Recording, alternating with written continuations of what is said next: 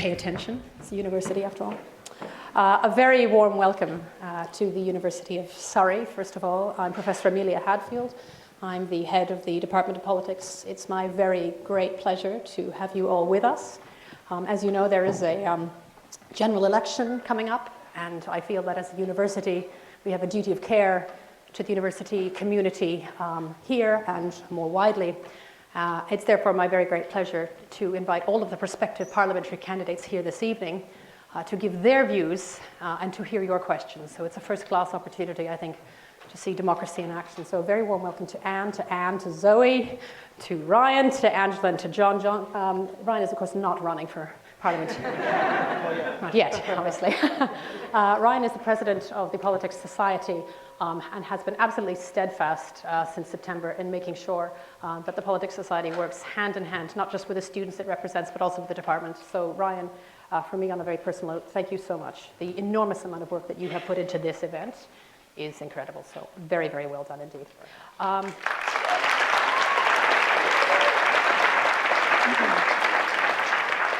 Ryan's going to be your chair, and I'm just going to sit back and moderate in a gentle fashion. It's really important, of course, for the students in the audience here and for those watching at home that they understand fully how to vote, and that, of course, requires them to register first. We've been working in close partnership with the Vote for Your Future, so over to you, Nat. Thanks. Thank you. Okay, hello everyone. I'm not going to take up too much of your time, but I'm from Vote for Your Future. We are an impartial youth registration and turnout organisation set up for the European elections. We reached over 5 million young people, so we came back together in September 2019 in anticipation of a general election, which we were all very relieved when it finally got called. So we are going out to key constituencies in the country where there's a high concentration of young people and where young people can really sort of make a difference to the result. And one of those we've identified is Guildford because of Surrey University and it's sort of being a very marginal seat. So we're organising hustings such as these in all of these constituencies and working with people like Ryan and the Politics Society to sort of improve youth engagement and get young people registered and voting. So how do you register to vote? You may have seen this a million times already. You just need to go to gov.uk/register-to-vote. It literally takes 3 minutes, not even 5, as it says on there. And if you are a student, remember you can register at both your term time and your home address, which means that you can basically make your vote count wherever it matters more. As you know, this is a marginal seat, so depending on where you live, you might find your vote has more value here. Obviously, entirely up to you, and I won't tell you which way to vote. Where to go? Students in university accommodation, you can only use one that is located where you live. So if you're at Manor Park or Bellaby Court, there's a polling station at Manor Park Reception. If you live on Stag Hill, there'll be a polling station in the library. If you're off campus, your polling station will be on your polling card. There also will be a website that goes up about 2 weeks before actual polling day where you can put in your postcode and it'll tell you where your polling station is. So that's all from me. Thank you. Thanks, Matt. I'm really delighted at the department. We have a real live sophologist in Dr. Alia Middleton, and she's here to talk us a little bit through the poll that we're going to do this very evening. Yeah, so they wheel me out with increasing regularity in recent years. So there we are. I'm not going to take up too much of your time, but if you would like to participate in the poll that we are running, do log on to the website at the top. I'm not 24, I wish I was 24. And give your responses to your kind of instinctive reactions at this point, at the start of the hustings, about which of our parties and indeed candidates you would vote for in the Guildford constituency. They're flooding in. We're up to 4.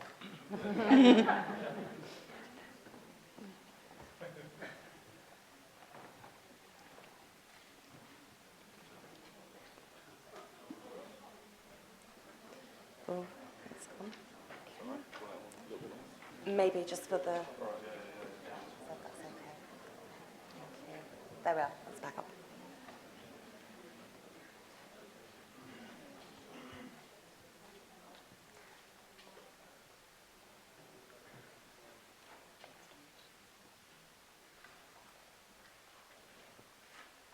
Just to ensure a little bit of time urgency, there's a 5-second countdown. 5, 4, 3, 2, 1. Okay, and let's close that poll down. And just one more question, particularly for Vote for You. So thinking about, you can stay on the same website, Where will you be casting your vote in December's election? I'm frustrated. I want my own swingometer. This is why I'm here.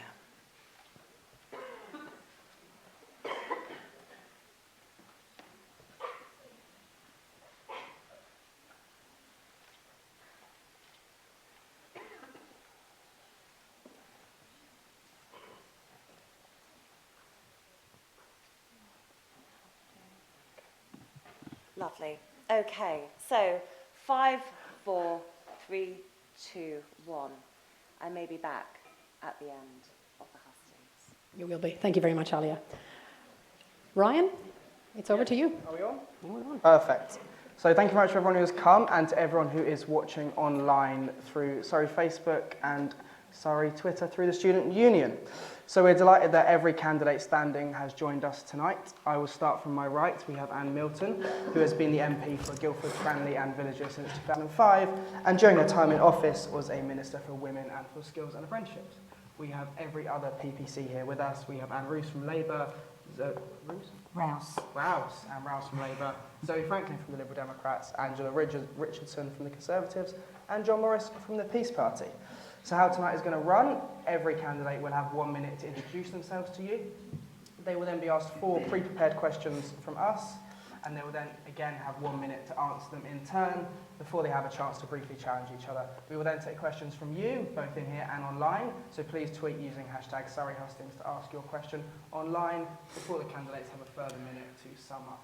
So we'll start from my left with John. Would you like to introduce yourself? Thank you very much.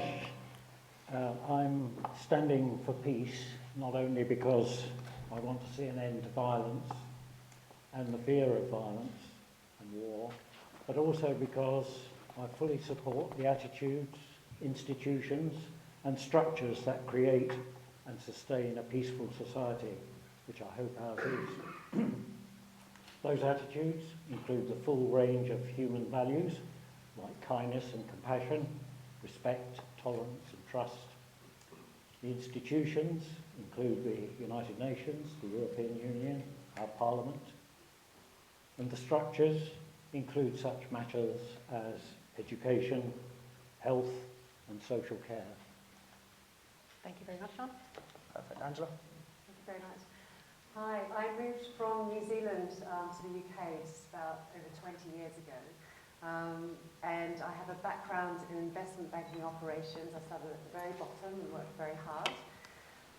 And I got married to an Englishman, and I'm a mother of 3 children who were all born in the Royal Surrey Hospital. And I stayed home and looked after my children. One of them, the little one, is on the autism spectrum, so it's been quite challenging to get the right support and help for him. So I've ended up staying home longer than I probably would have wanted to. But I'm new to politics. Don't have a political background. I got involved about 3.5 years ago, and I'm a councillor in Cranley, which I enjoy very much as a voluntary role. And I would say because I'm new to politics, I will be a fresh voice for Guildford, Cranley and our villages, and I will make sure that the investment that we need here comes into Cranley and Guildford. Thank you. Perfect. Zoe? Good evening, everyone. It's lovely to see you tonight here at the university, and thank you so much, Amelia and Ryan, for organising tonight. So I grew up down the road in Farnham, and then I moved to Guildford to study here at the University of Surrey. I studied music here. 20 years I've been here. I have been involved with politics for 10 years, first as a councillor and now as the Liberal Democrat parliamentary candidate. And the reason I'm standing is because I believe the people of Cranley and Guildford need a strong voice in Westminster. I voted Remain in the referendum in 2016, like so many people in Guildford and Cranley, and I am convinced that we need to stop Brexit and stay in Europe and be able to move on and tackle the big issues that we face as a country. And my goal is that I want to work alongside you. I want to tackle the climate crisis. I want to make sure we have a fairer society. I want to make sure our public services are properly funded. And there are lots more things I want to do with all of you across Guildford. And so Thank you very much, Zoe. Hi, I'm Anne Rouse. I've lived in Guildford for 30 years. I have 2 children. I've always been involved in the local community. I've been involved in schools. I've been a governor at 3 schools in Guildford. I'm the vice chair of the local patients participation group at my doctor's surgery. I'm the chair of a local charity and a trustee in another charity. And I've always felt that we should be giving into our community. I'm passionate about education. I believe that we should be looking after our young people because they're our future. And if we don't actually look after them, then what's the point of us being here? I also think we should look after the over 65s, and I'm really concerned about infrastructure, green deals, and making sure that young people who live in Guildford, who are brought up in Guildford, can afford to stay here when they try and buy a house or rent a house. Perfect, thank you. And to close, Anne. I trained as a nurse and worked in the NHS for 25 years. I worked with social housing providers in Hackney, some of the most deprived parts of the country at that time. I'm a bit of an accidental politician, never been a member of a political party till I was around 40, over 40. I was elected as MP here for 2005, spent 5 years in opposition, 9 in government, including under the coalition government. I've been a public health minister and an education minister, best job in government, no doubt about it. I resigned as a minister in July this year because I think I knew if I stayed in government I'd end up having a Barney with Boris Johnson, because I felt very strongly that we shouldn't leave the EU without a deal. I was dropped from the Conservative Party and I could have disappeared from politics. I decided to stay and fight because I don't think that party politics is serving this country well. It's failed on Brexit, it's failed to sort out social care, and I think it's about party politics, it's about failing to resolve climate change. Thank you very much. And I've lost my voice. Our opening question tonight, it's fine. Our opening question tonight should appear on the screen behind me so you can all see. We are asking, what is the impact of your party's manifesto pledge to Britain's future relationship with the European Union on student life and opportunities? We'll start with you, Anne Milton. You are standing here not representing a party. So from your point of view, what is your policy, and please can you explain its impact? But one of my biggest concerns is what happens to students. They come here to study. I think the government has extended the opportunity for them to stay for 2 years after they qualify. I think that is a minimum because we educate them, they love being here. But I mean, basically as an independent, I can support any party that comes up with the right ideas to this. But I think it's had a detrimental impact, particularly in Surrey, which has a huge number of international students here. I think my biggest concern over the last 3 years is that foreign students, not just students, but students in particular, no longer feel welcome in this country. Thank you. Anne? Yes, the Labour Party obviously has some really strong policies regarding students. As you know, it's our plan to scrap tuition fees, and importantly as well, reintroduce bursaries for nurses. And obviously you have a lot of nursing students here at Surrey, and I think it's a shame that when we're looking at the NHS and we see that there are 43 vacancies for nurses, we should be doing more. I am absolutely in agreement with you, Anne, about foreign students. I thought the Erasmus project was absolutely brilliant, and it gave you the opportunity not only to study in the UK, but to study overseas. And I worry that that will change if we leave the EU. So I think it's really important that we fight to stay in the EU so that those opportunities can be extended to students both ways. That life experience is so important. Perfect, thank you. Zoe. So the Liberal Democrat policy is absolutely clear. We want to remain in the European Union. We want to stop Brexit. And that is because we are stronger as part of Europe. Being part of Europe enables us to access funding, it enables the university to access funding, it enables you as students to move freely across Europe, be part of the Erasmus scheme. It is a wonderful thing to be part of a body like that, and we need to stay part of it. Perfect. Angela. Well, obviously the Conservative Party position is that we've got a withdrawal agreement, that we're going to see it voted on and supported by a majority government in January, and that we're going to be going into renegotiating a deal with the EU, as well as we're negotiating out with the rest of the world. I believe the government has actually said that they're going to protect the Erasmus scheme. So the fact checkers hopefully can get onto that one. That would be great. In terms of students, I'm glad that Anne mentioned that for two years, after students have been here for 3 years, they're able to have the opportunity to find a job. And that means that they'll be here for 5 years, and 5 years is almost the magic number that you need to be able to start applying for residency. And I've been through that process as an immigrant. I didn't come here as a student, I came here on a work visa. But the world is not closing down on us.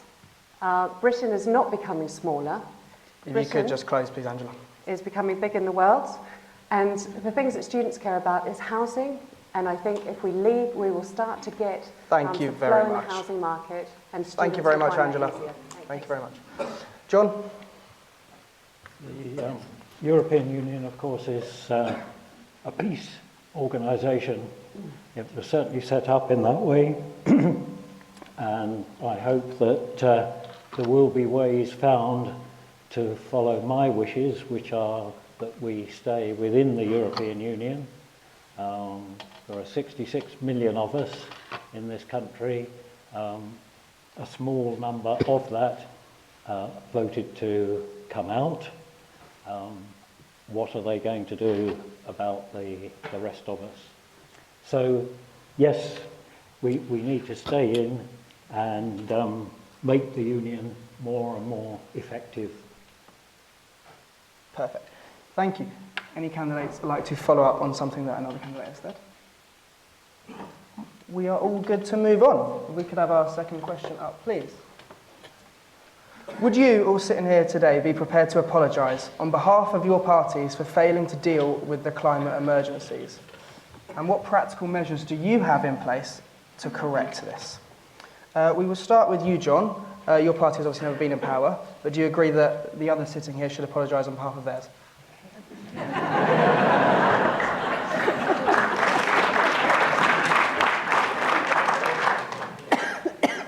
As a keen weather observer and meteorologist for virtually the whole of my life, I suppose somebody needs to apologise. I'm not sure whether it's me. But there clearly is a climate emergency, and the kind of measures that need to be taken will be to reduce down to zero as quickly as possible. I wonder if we can do it as quickly as the protesters out on the street want us to get to a point where there is no new carbon dioxide going into the atmosphere. There's a lot of it there, there's a lot of it going to stay there, and we need to work together to get to a state where we're not putting any more carbon dioxide into the atmosphere. We being the world's population, there's a lot of work to do, and it makes me worried when I stand waiting to cross the road or turn the corner on my bike. Thank you very much, John. Thank There you we very go. much. Angela, would you be prepared to apologise? I'm delighted that just about every council, I think, has declared a climate emergency. And a lot of them are Conservative run, some of them are in no overall control, and some of them have got a minority administration. But I think everyone will agree that they're prepared to take action on climate emergency. You have to have a plan then, and I think it would be incumbent on councils to maybe put to one side some of the projects they're working on to give this a priority. I'm pleased to see we've got more electric buses coming online. I'm glad to see we're planting more trees, but we need to protect our mature trees because they capture more carbon than new trees. Air pollution is something that people here are very concerned about, and we've got traffic. And so one of the things that I want to do as your Member of Parliament is bring the weight of government and the Conservative-run County Council and bring innovative road solutions to tackle the traffic problem and the congestion, the resulting air pollution that people are concerned about. Thank you very much. Zoe. So we are the first generation to know that we are destroying our planet, and I have to look my children in the eyes every day knowing that, and we have not done enough, and we must do more. And I'm really proud of the fact that the Liberal Democrats have a radical plan. We are determined to be zero carbon by 2045. That isn't soon enough, and we will do everything within our power to do it sooner. We want to stop fracking. We want to reintroduce the plan to try and get more and more solar power. We want renewables. We have to turn away from fossil fuels. We have to totally rethink the way we do transport. So yeah, we have to do more. This is about the next generation having a planet, and we haven't done enough. Thank you. Anne? Well, I think, first of all, I'd like to say thank you to Extinction Rebellion, because actually none of us would be talking about a climate emergency if it wasn't for the fact that they were making a nuisance of themselves, and a bloody good job too, because it is their future that we're looking at. So all of the parties are now speaking about climate emergency. The Labour Party has offered 320,000 apprenticeships for students to actually study climate and environmental issues, which I think is a brilliant step forward. They're actually investing in technology we don't even have now. They've already said that they will stop fracking full stop, that we will be carbon neutral by 2030, which I think is a fantastic opportunity. It's going to be hard, but it needs to be hard.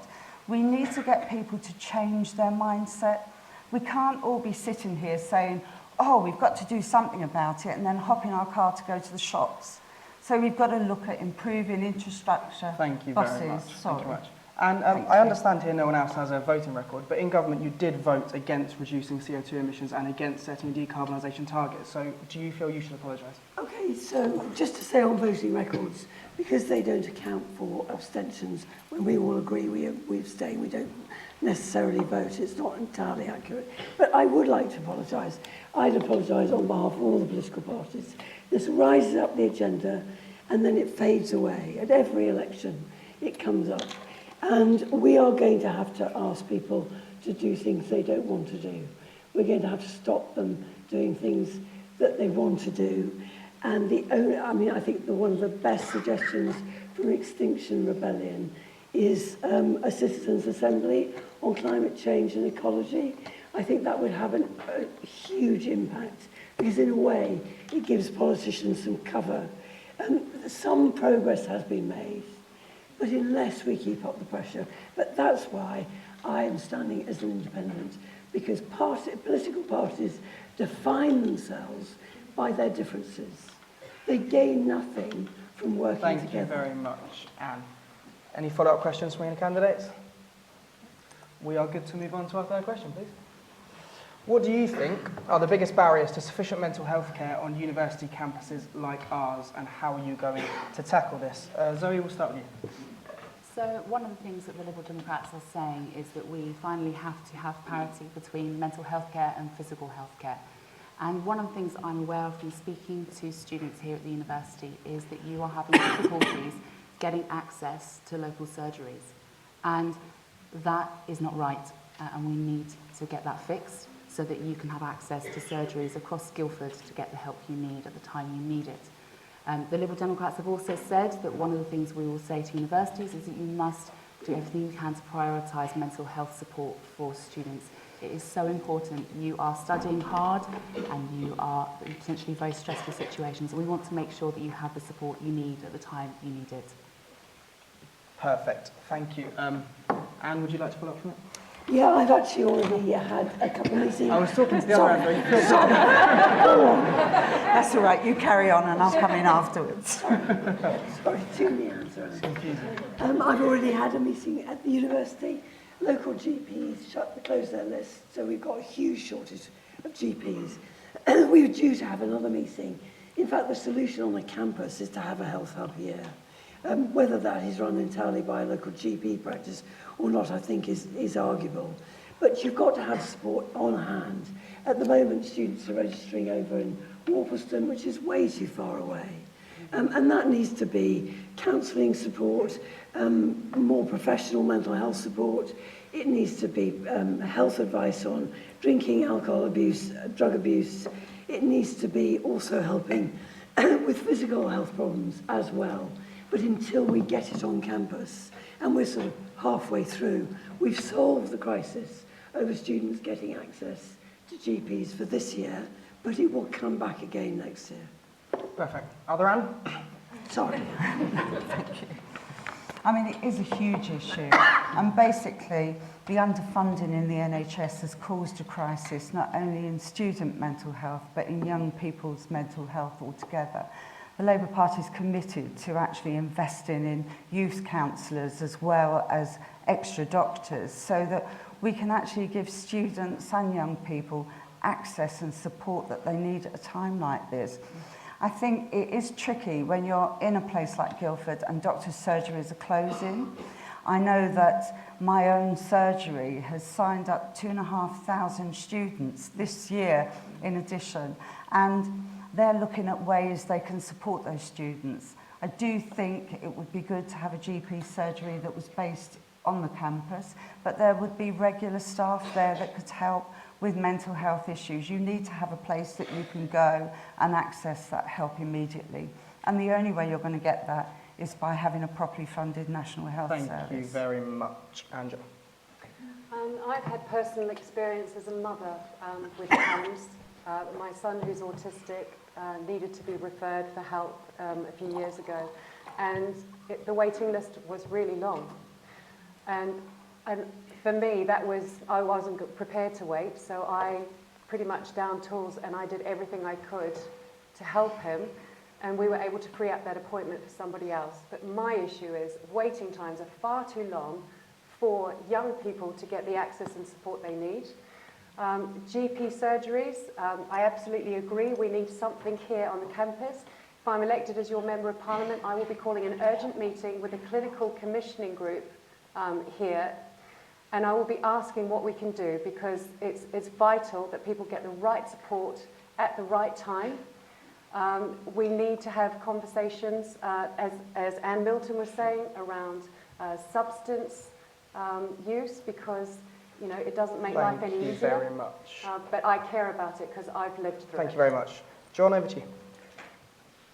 There's two aspects that occur to me. Do we know enough about what is required in order to deliver this kind of healthcare service to the university, to the community as a whole? That if I were to be your MP, I would be looking at what is required and then pushing hard for as much money as is necessary to fulfil those requirements, those needs in the university community, in the community as a whole. More money. Perfect, thank you. Anyone like to follow up on that one? All good. So for our final question, we have a quote from our amazing nursing society here on campus. I will read it out for you because I appreciate it is a bit long. England is currently more than 43,000 nurses short, with demand continuing to rise. Amongst registered nursing associates, fewer than half want to continue to train to become a nurse. Given the disastrous reduction in applicants to nursing degrees and the inability to expand numbers of those currently in training, what credible and realistically achievable plans do you have for urgently needed expansion in university-trained nurses to address our workforce crisis? Angela, as a party that's been in government for the last 9 years, we'll begin with you. That is a hang of a question, I tell you. I'm trying to read it. So It's about student nursing expansion. okay, so there's an MP called Maria Caulfield for Lewis, and she's an NHS nurse, and she still practices, and she went through a training scheme that was incredibly expensive and difficult for her to live. We need to provide funding for our nurses. We need to make it easier for them to learn how to do this. But we've got a crisis in our country, but we want to be able to bring in nurses and doctors. And so the Conservative government are going to fast track the visas for people to be able to come in from outside this country to help. But apprenticeships and training are really, really key. And so one of the things that I'm looking forward to are the new sort of T-levels that will be coming in 2020. And I would like to see a focus on nursing, That's your because time, we need Angela. Thank you very them much. for adult social care as well. Thank you very much. So your party was in government for 5 years. How would you respond? Yep. So the things I personally like to see is I would like to see a return to the bursary system, and the other thing I would like is I was here at university with a number of nursing students, and some of them were doing the degree course and some were doing the 3-year version. And those 3-year ones, that course has been taken away, is my understanding, and they are absolutely fantastic nurses. There are some people who want to go the full degree, there are some people who don't, and there need to be options. That would enable people to get into the workplace well-trained, faster, and to help get our NHS staff properly. But yeah, I'd like to see the bursaries back. Thank you very much. John? It's a very similar answer to the previous one I gave, I think, that we can see one of the problems in the health service, shortage of nurses. Are they paid enough? We don't know. I don't know. It's a question of looking at the whole picture and seeing where the needs really are, and then the government providing the money, spending the money to make sure the situation is put right. Thank you. Amanda? Yeah, I trained as a nurse apprenticeship. It was before degrees were there. And one of my biggest senses of pride is to bring back nurse apprenticeships. And that is from a level 2 right up to postgraduates, so that you learn on the job.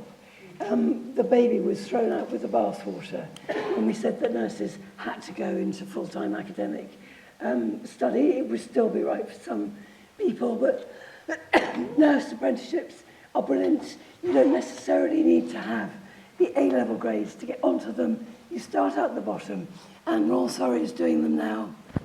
Places like Leeds NHS Trusts are probably going to have in the region of 1,000 nurse apprenticeships. It's brilliant. No student debt. Everybody's going to regret doing a degree now. No student debt. You learn on the job and you get paid. Thank you. Okay, well, as I said earlier, the Labour Party has already agreed that they're going to scrap the charges for nursing courses and also reintroduce bursaries, which I think will help. But it needs to be more than that as well. They need to be looking forward to a career where they earn a reasonable amount of pay. So the Labour Party is talking about removing the cap that's been on nurses' pay. I think one of the things that really saddens me is with the number of food banks we've got in Guildford, and people are working full-time as nurses and having to use food banks to subsidise their income. It's a disgrace. We must treasure the people that look after us, and we need to do that from when they're studying right the way through and really show them that we respect what they're doing for us. Perfect. Thank you. Any follow-ups on the answers? Well, good. So that brings us to an end of our pre-prepared... of our pre-prepared questions. In a minute, I will either ask you to raise your hand, or you can tweet online if you're not here, or if you are here, using the hashtag #SurreyHustings. If you are picked to ask a question, please wait till the microphone reaches you, and please make it a short question, and please don't make it a political statement because we don't have time. Are the runners ready with the microphones? Questions? I think, to begin, it is probably appropriate to hand to the President of the Students' Union, Gemma Payne. Thanks. Hi there. I wanted to ask a question around maintenance loans that we receive, and this is a problem specifically that really resonates in Guildford. We receive £2,000 less than our colleagues over in Royal Holloway in Egham, and in a study that was conducted a couple of years ago, it was actually found that there was a £1,500 shortage in terms of cost of living for a Guildford student to what they receive from the government. So I wanted to ask what your take was on that, and then what you'll be doing to address that for us here. Thank you very much. Anyone like to begin? Yep. Perfect. The Auger report, published in May, which the government has done nothing with yet, recommended the reintroduction of maintenance loans, maintenance grants for students, 53 recommendations. Much of them around it also recommended reduction of tuition fees to 7,500. It's been a long-standing issue over London waiting, not being tiered outwards this far. It is almost as expensive to live here as it is in central London now. And there are 53 recommendations sitting on the back shelf somewhere, which is a brilliant report. Sorry. Can you hear me? Anyone else? Anyone else like to answer that? Absolutely. I agree that we need to be looking at tiering the system outwards from London.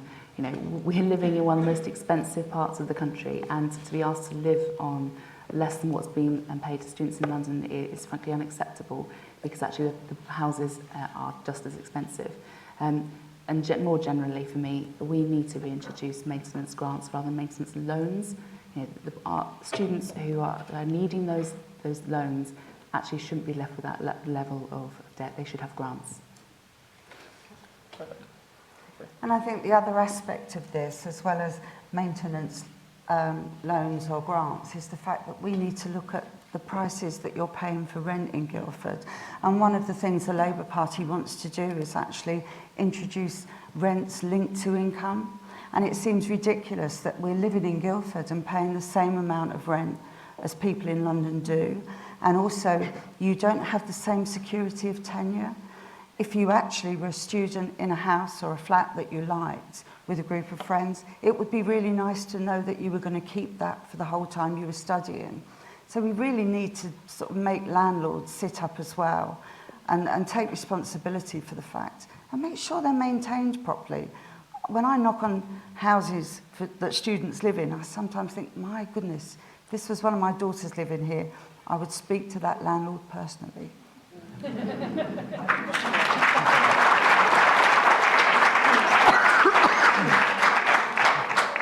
We often hear the term postcode lottery, and you know the government is saying that they want to level up the funding of education for younger children, and I think they need to be looking at making sure things are fair across the board, not just for primary school and secondary school children, but as you're going into your future education. And it's quite clear this is one of the most expensive places to live outside of London, and having that difference doesn't make any practical or common sense at all. You know, it's for some people it's a choice where they go to university, but you know, you want to go to the best university that you possibly can, and you shouldn't have something like that that maybe might make the difference in terms of where you go to study. So I would agree with you know, the other candidates that we need to be taking action on this, and you know, I'm pleased to see what the government's doing for the younger people, but they need to maybe extend it as well. Perfect. John, would you like to respond? Yes, just a quick remark. I see no reason, from my study of economics, I see no reason why all education shouldn't be free. All education free.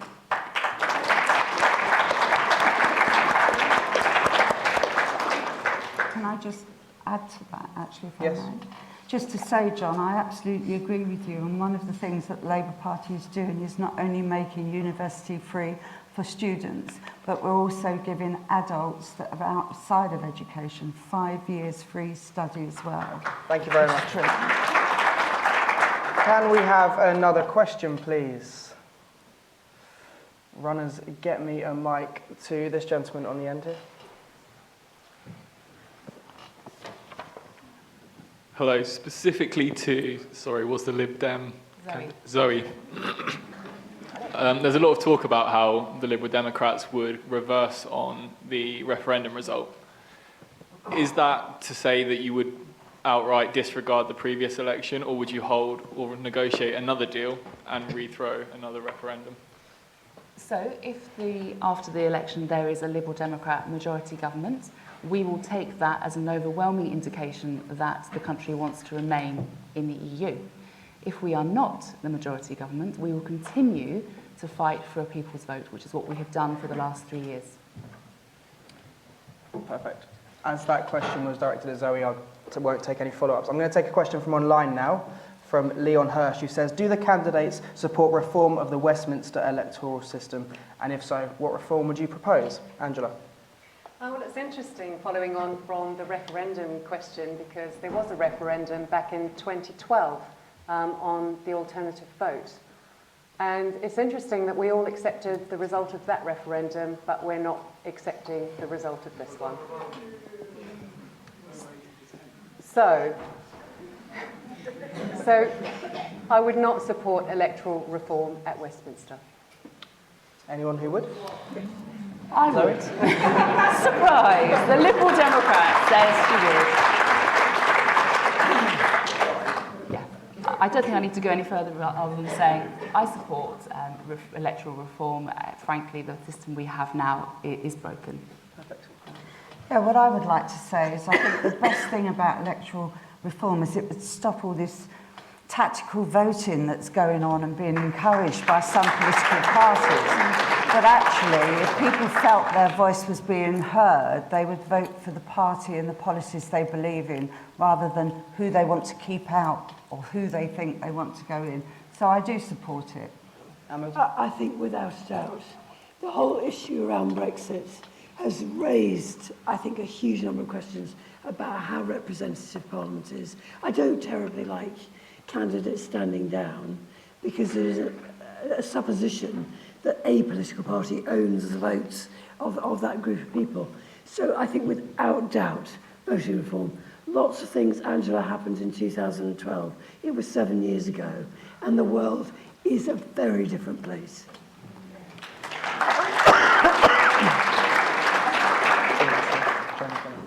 Yes, I support electoral reform, proportional representation.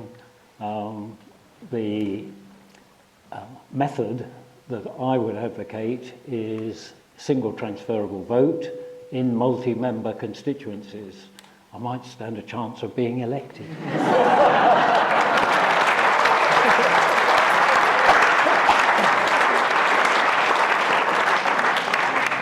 Question from the audience, please. Perfect.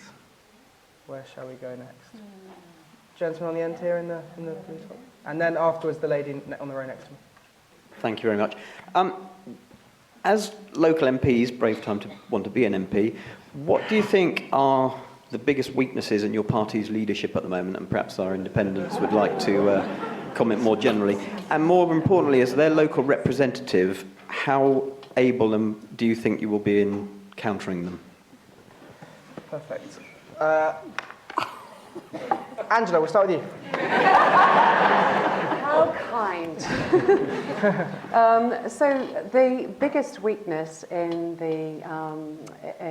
my party's leader at the moment is I wish he'd jolly take a comb to his hair and tuck in his shirt and be a bit smarter. How will I counter that? Well, I actually met with the Prime Minister last week, and as you all know, Guildford has been in the news. There was a Guardian article last Tuesday that reminded us all, apparently, of his words allegedly that he said about Guildford. And so I said to him, Boris Johnson, you need to come to Guildford, and we need to get things sorted out here, and we need investment here. And so I've had Matt Hancock, the Health Secretary, down. I've had Michael Gove across. I've had James Cleverly, the party chairman. I will make sure that Boris Johnson does not forget about Guildford, and that Guildford gets the investment it needs. Okay, thank you. Amber, I think you wanted to come back on that. I just put the record straight. Boris Johnson said to me in front of about 10 other MPs, when I said to him, if you use no deal as a negotiating weapon with the European Union, then I think you will put this seat, not my seat, but this seat, at risk. And he said, it was not alleged, he said, if Guildford is lost, it's lost, i.e. Guildford is collateral damage in his ambition to win seats in the Midlands and the North. He said it, and 10 other people, well, more, because there were lots of his advisors sitting around. Well, I'm sorry, it is not politics. That is one of the reasons I am no longer a member of the Conservative Party. If the Prime Minister has so little regard for this place, then I'm sorry, but I'm leaving the Prime Minister. Thank you very much.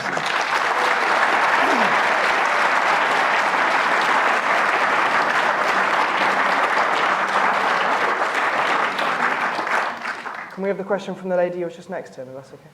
Oh, I thought he wanted Oh, would you like to follow up? Sorry. Yeah, I would just say that I think anybody who watched the debate last night between the two leaders would feel it was a weakness in Jeremy Corbyn that he never said how he was going to vote in the New Deal. So I feel it's something I would like to address, which is basically, I think what he's trying to say to people is, I'm going to remain neutral. I'm going to try and negotiate the best deal that I can negotiate for this country, protecting workers' rights and the Northern Ireland Good Friday Agreement. And then what he's going to say is, you can then choose between that deal or between Remain. Now, the reason that he's not telling you how he's going to vote is it actually doesn't matter. It really doesn't matter, because what he's saying is it's your choice. It doesn't matter how he votes. It doesn't matter how I vote or campaign. He's saying, you have the final say. And I wish he'd said that last night, because that's what the intention is. Thank you very much.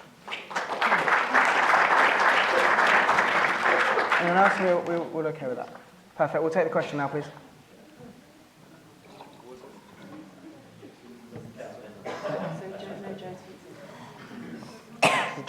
I'm very happy to talk about Jo Swinson, as I seem to have over here, and to Ryan. Personally, I think Jo's an absolutely fantastic leader. I'm quite happy to sit here and say I think she should be the person in number 10. Frankly, I look at Boris Johnson, I look at Jeremy Corbyn, and I am really deeply concerned. To put either of them into number 10 will cause major issues for our country. We need a leader who's absolutely upfront on the issues at hand, and in particular on Brexit. So, no, I don't think there are any problems with Jo Swinson.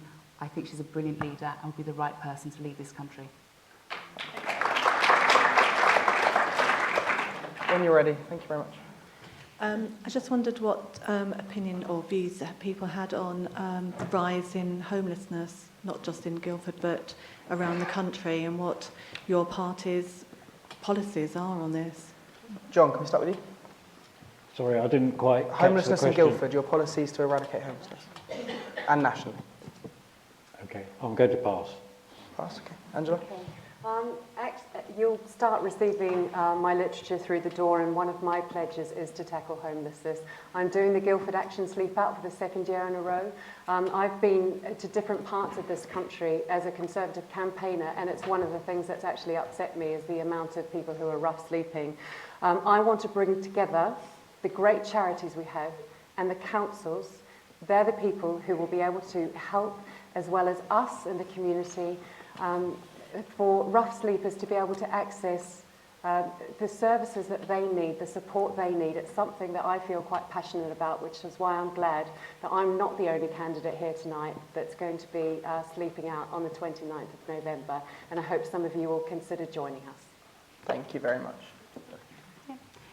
So one of the key things we've been working towards in Parliament has been ending the Vagrancy Act. It shouldn't be a crime to be sleeping on the streets. It should be a crime the fact they have to.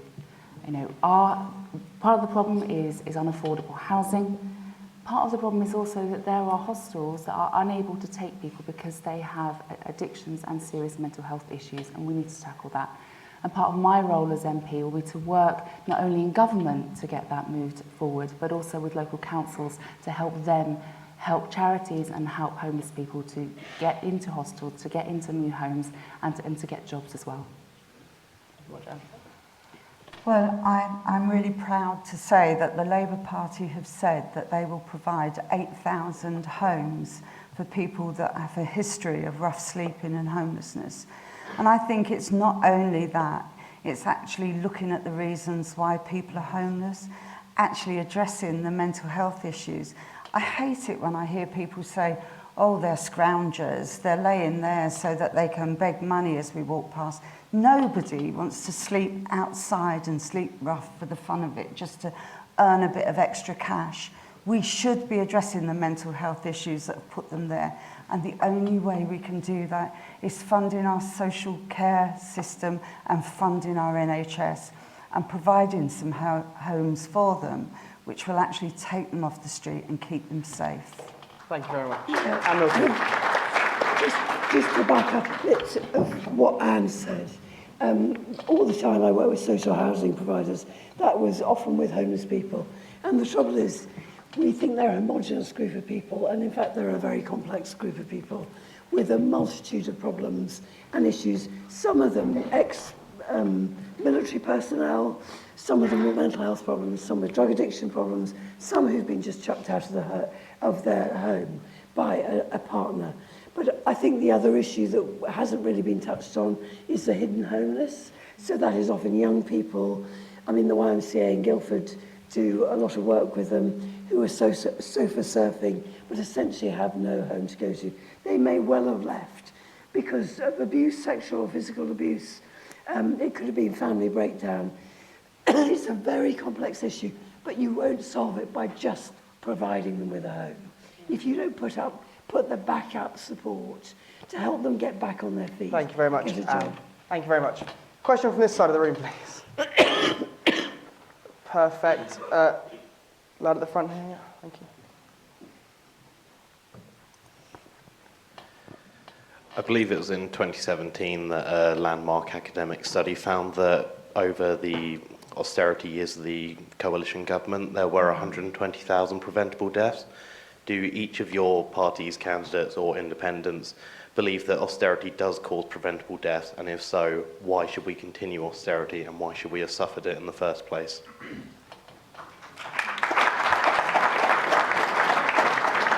I believe that's directed at Angela, Zoe and Anne, so I'll start with Angela. Okay, that's a really difficult question. The study obviously has its value, and I don't think anybody would sit here and say that any deaths are acceptable. Austerity, it's been time for austerity to be over for quite some time now. And I'm pleased to see the investment that the government is making into all the different areas of society that need it. I don't like to hear about anybody that's suffering, and I don't think any of us do. It would be very, very easy for me now to talk about the situation that the Conservative Party were left in with the coalition government with the Lib Dems in 2010. But I don't want to go into that because I actually think it does a disservice to the people identified in this study. So I hope you'll be happy if I just leave it there and say that we've got to look after everyone. Thank you. Zoe. Any preventable death is deeply saddening. And, I'm sitting here in 2019, and for me, austerity is something that I'm grateful that my party says it should be over. We need to move forward. And I'm just going to say that it saddens me deeply that anyone died because of austerity. I think it was also directed at Anne Milton, so I'll let you reply. The reason it happened, and it was good, from my point of view, the coalition government was a good government. It took some very difficult decisions. I remember defending Nick Clegg in 2015, actually, because the Liberal Democrats got punished hugely for what happened, but actually he laid aside party politics and did what was necessary. The reason it was necessary, Liam Byrne, who was a Labour minister senior in the Treasury at the time, wrote a note to George Osborne and said there's no money left. And there wasn't any money left. There was a banking crash. I'm sure the Conservatives, we all blame each other for this. It was all the Labour Party fault. It was more complex than that. Should it have lasted so long? Probably not. But what you have to do is to start to get the economy working, because if the economy is not working, you don't have any money to pay for the public services that we all want. Any preventable death is a tragedy. And there are preventable deaths, as we've just been talking about, on the streets because people are homeless. Thank you very much. We're going to take a question online now, but before we do, Amelia's just going to say a few words. Part of the outreach that we're doing here at the University of Surrey is, of course, not just engaging with the local community, but with local high schools. I'm pleased to say that we have, I think, 7 high schools with us this evening, senior schools. And it's great to see you here. We hope that you consider Surrey, obviously. But I think it's important that you're engaging in this public debate. It's marvellous to see active young minds. And with that in mind, the question that we received from... So I have a question from Lara White on Twitter, who says, as someone who goes to a 6th form in Guildford and is a first-time voter. Many departments are so underfunded they don't have enough glue sticks or rulers. What would your party do to ensure that public schools are well-staffed and well-funded in 2020? Could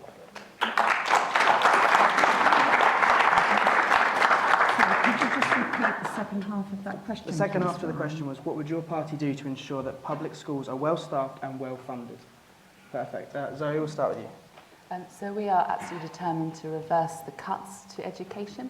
I've been a school governor here in Guildford for a number of years, and I have watched head teachers make those tough decisions where they essentially have to choose between providing resources, paying staff, and fixing the roof, and that needs to stop.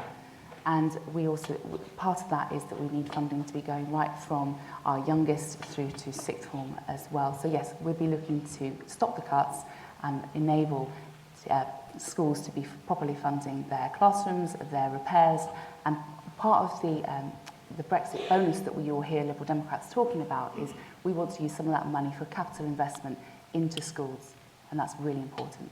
Thank you. Angela. Okay.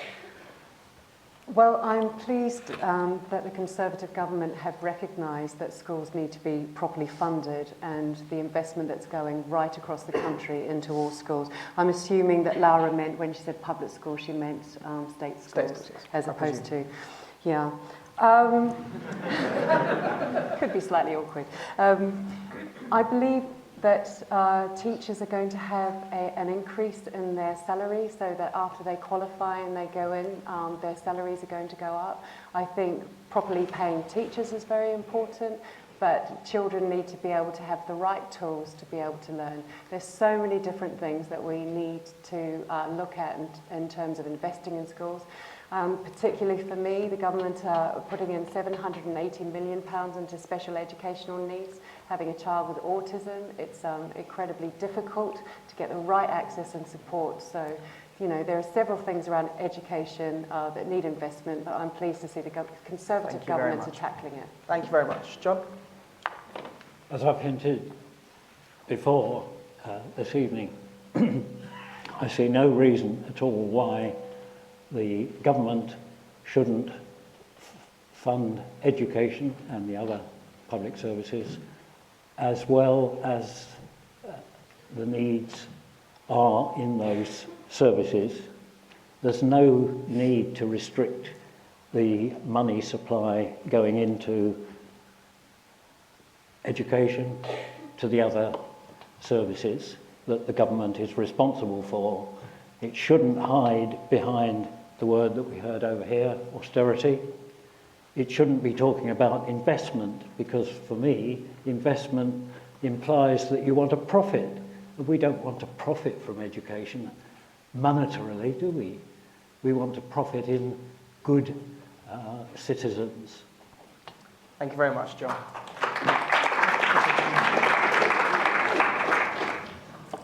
The Labour Party has actually said that every school should be well-resourced.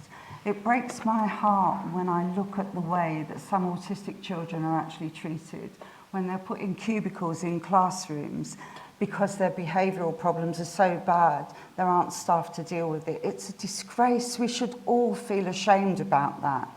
And it breaks my heart too when I hear people saying, where's the money coming from for this investment? We need to raise that money and invest in our children and invest in our schools. We need to improve Sure Start centres and introduce 1,000 of those as well. You know, austerity has got a lot to be blamed for, but particularly trying to sort of privatise our state education system by having companies in charge of education rather than head teachers and teachers. We need to get back to basics. We need to recruit teachers. Thank you very much, Anne.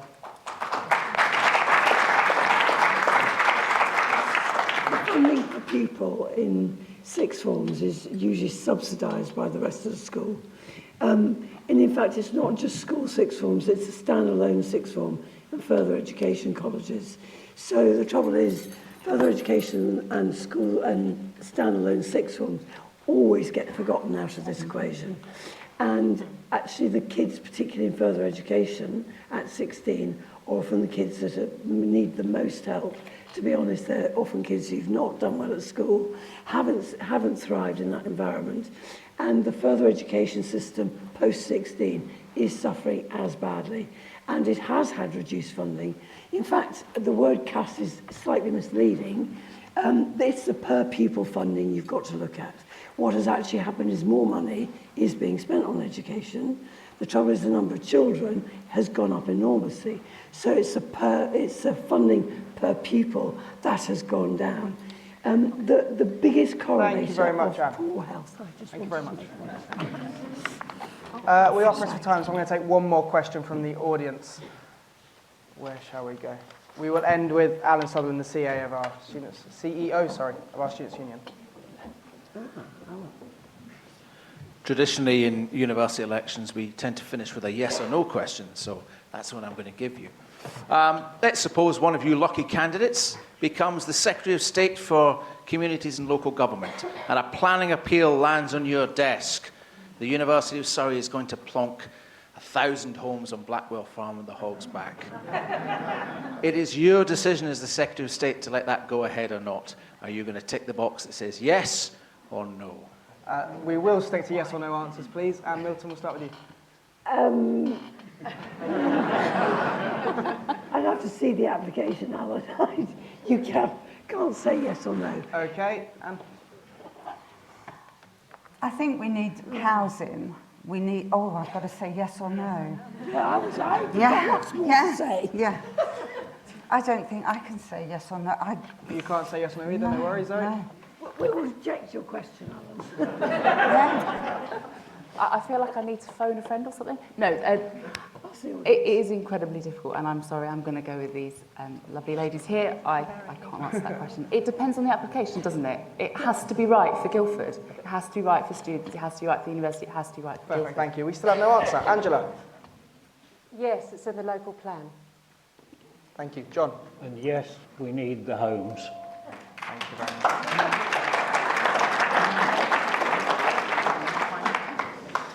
And that brings the questions to a close. I will now give each candidate 1 minute, and I'm sorry we've overrun a little bit, but I'm sure you are enjoying it. We'll give each candidate 1 minute to sum up why you should vote for them. We'll go in the opposite order to where I started. So, John.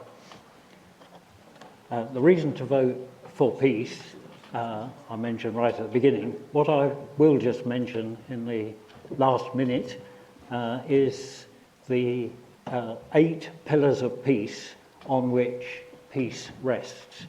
It was developed by the Institute for Economics and Peace, based in Australia, and they are, the 8 are well-functioning government, sound business environment, acceptance of the rights of others, good relations with neighbours, free flows of information, skilled human capital base, confidence and trust in institutions, that's about corruption, and equitable distribution of resources.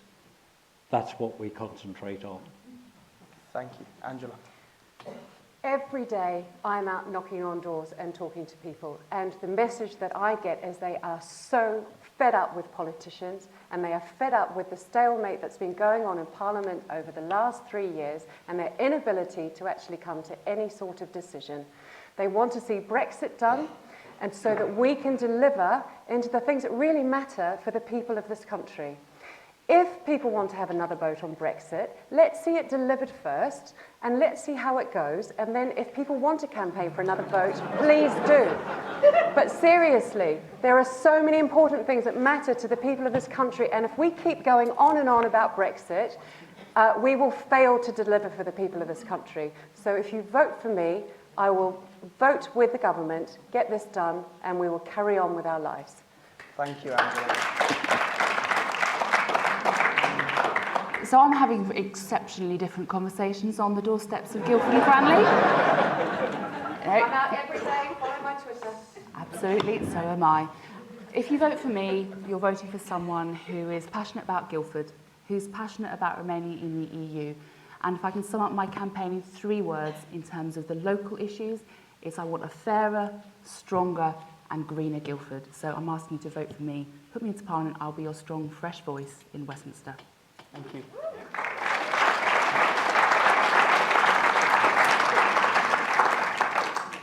What I'd like to do as the Labour Party candidate is remind everybody that this isn't just about Brexit, that there are lots of things that need looking at. There's been lots of damage done to our infrastructure and society by the austerity measures that were brought in by the Conservative government and by the coalition. What we need to do is actually look at what our community needs, look at the food banks, look at a fifth of children in Guildford living in poverty and hang our heads in shame if we don't think that's important. And I think that's important. So I'd like you to look at our manifesto, look at me and vote Labour in Guildford.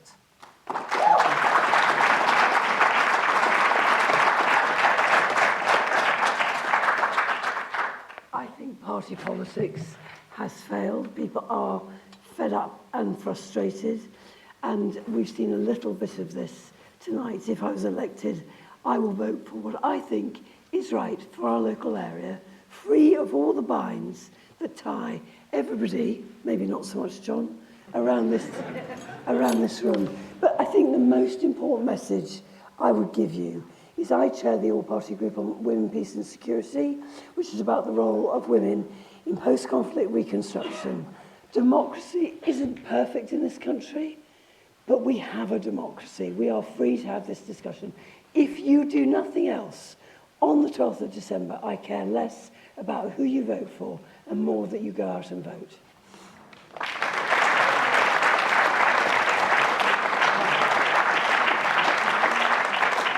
Well, thank you very much for that. That is that from us.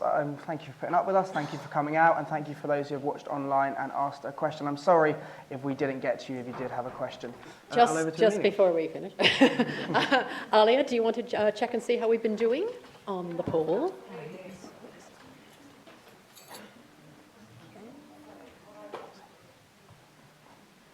Right, so I'm going to shout for one final test for you. Not test, it is open. You can respond online. I will reassert actually that this is anonymous. We're not tracking your data. We're not going to something pop up in your Facebook feeds. Do not worry. But what we shall do actually with the results from this is we will put them on the hashtag so we can actually see whether there has been a shift in terms of who you may vote for over the course of tonight's Hustings. Thank you very much indeed.